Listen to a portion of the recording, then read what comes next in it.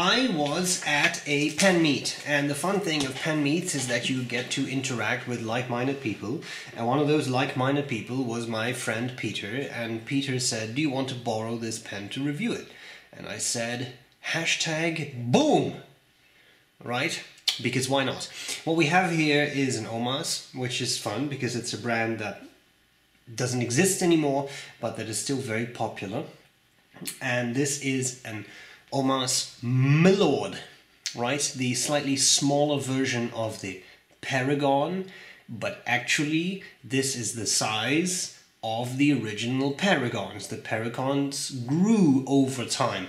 This is a Milord, and this Milord has a very interesting finish. It is the London Fog finish, which is rather nice. There's a little bit of chatoyance there. It's sort of sparkly, reflective. It's hard to describe what that is. So, a sort of reflective nature of that material, which is quite nice. It has the 12 facets, piston-filler, 18K nib. So there's quite a lot of fun to be had with this pen. I don't have the box here, of course, because Peter just said just take this home. So I'm going to show you the parts of the pen. I'll do a writing sample, and I'll tell you what I like about it and what I don't like about it. Let's get started.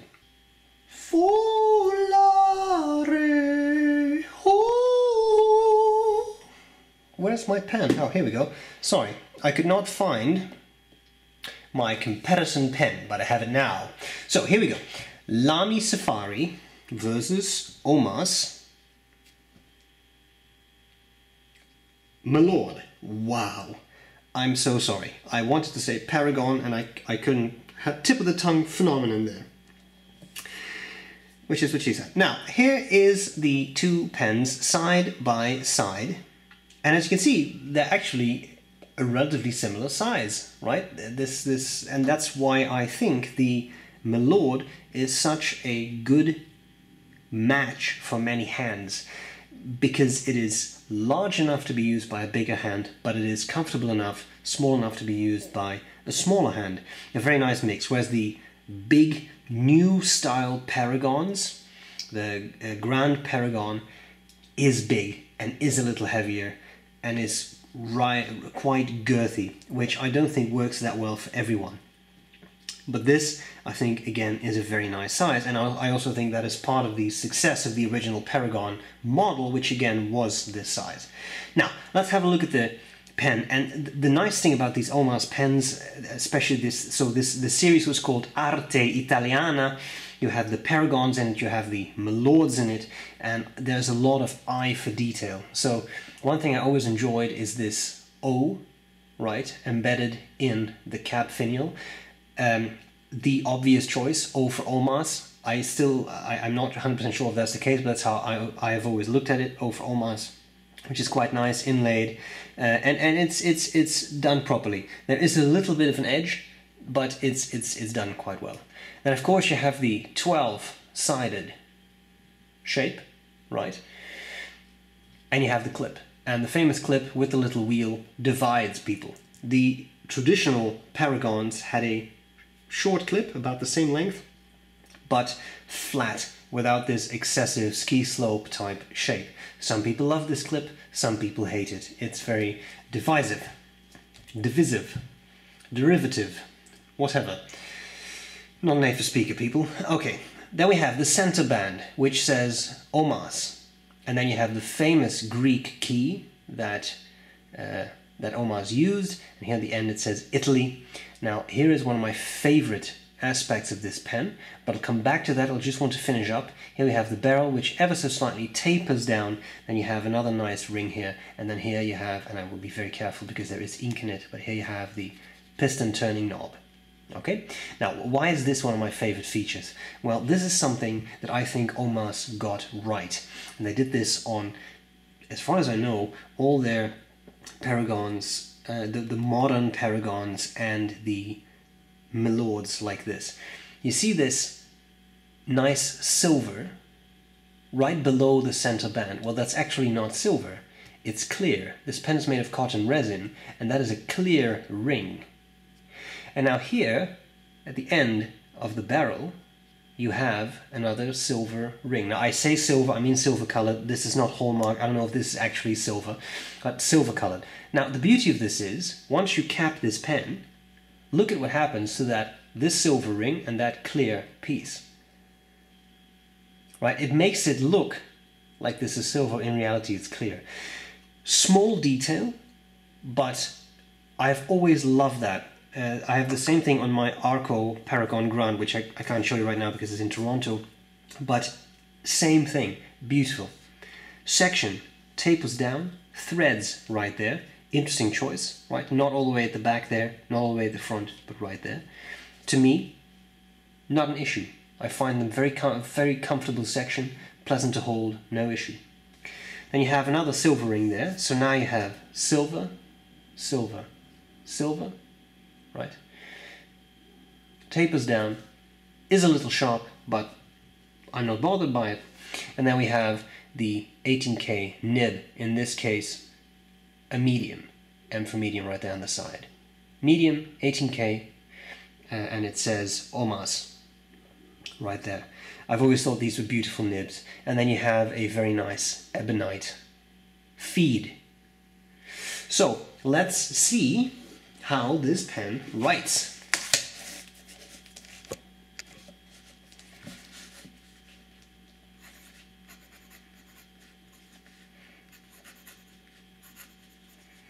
Milord, the nib is medium and the ink is Robert Oster. Agua, so I've been told. A lovely nib. There is some feedback. It's the type of feedback that I like. Don't forget that the camera microphone picks up that frequency really well, making it sound really scratchy. I can tell you this is not a scratchy nib. It has a very nice particular feedback, which again I think is quite nice. Not everybody will like it, but it's by no means scratchy. You just feel that you're writing with a fountain pen.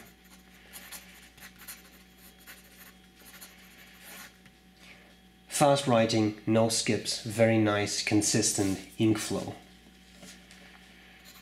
Wetness, well, in many Italian pens, not really an issue. Same thing here. Not a gusher, but definitely not very dry. As always, very careful, but line variation.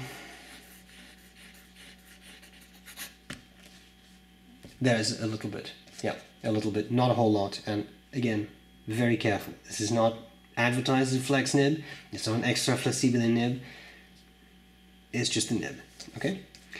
Finally, reverse writing. Possible. Few words. What I find interesting is that for a medium nib, it almost comes across a little stubby to me.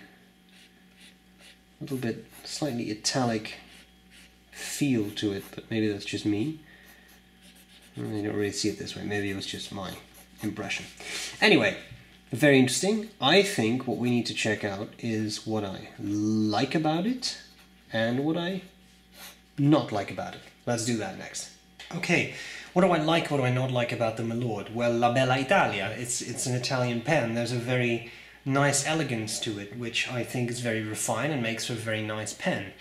Cotton resin, this is not a celluloid, but there is some nice chatoyance, that's sort of the way it captures the light. You see there's a little bit of texture is not really the right word because it's all smooth, but there is a little bit of visual texture, I would say, to the material, which is quite nice. Cotton resin feels nice to the touch. So there is a lot going for it. I think, as I said before, that the Milord is a great size to many people. Can even be posted if you really want to, but I think to many people this will be a very comfortable size. The eye for detail is nice. I know that I rave about this, but that little clear piece of plastic, for some reason it works, and I think that OMAS really nailed it with that. And it's those kinds of small details that I think made this such an interesting and great company. I think this is a very comfortable section, even though it has threads right there. I don't feel them, so it's well designed. It's a piston filler, it has a lovely nib, it has an ebonite feed, so there really is a lot going for this pen. But what do I not like about it? Well, not a whole lot. I think it's a very nice package, and especially this not being Arco, the Arco that everybody covets so much. You can actually find these pens for a reasonable price. I saw that Brian Greer of Chatterley Luxuries was offering one new old stock for $425 US. Yeah, I know that's not peanuts, I know that's not $5, but on the other hand, 18K nib, piston filler, Italian made, company gone under, I don't think that is a horrible price, to be fair. So what I like about that is that you can actually get these. Now the same model, but in Arco, that's a whole different story. But my granddad had this interesting saying, which was, you can dance even if it's not with the king, right? You don't have to have the Arco finish that everybody wants. You can still enjoy what is the exact same pen, same shape, same model, same piston, same everything, same nib, but not have the Arco. And I think there's a lot to be said for that, because it's a lot more affordable, and as I said, it is the same pen. And at the end of the day, you buy the pen to write with, right? Not necessarily to look at. Now, Arco is very pretty, but I think this is a really pretty finish as well. I genuinely think that. That grey is very attractive. So there you have it. Nothing wrong with that. And affordable, which is actually quite nice. So, I hope this was useful. You'll have to scout around a bit. I cannot hook you up with this pen. I don't know where to buy it. I've just said Brian Greer, but he only has one. And by the time this video goes up, that may be gone. You'll have to do the usual things. eBay, maybe the Fountain Pen Network, whatever pen shows, but I can't tell you where to get one. Okay? I have to say that because otherwise several people will message me. I simply don't know. Okay? Now, having said that, I hope this was useful. If you want one, happy hunting. That's part of the fun. And that's all there's to it. So, Peter, thanks for lending me the pen. I really appreciate it. And guys, I'm glad to see you later. Bye-bye.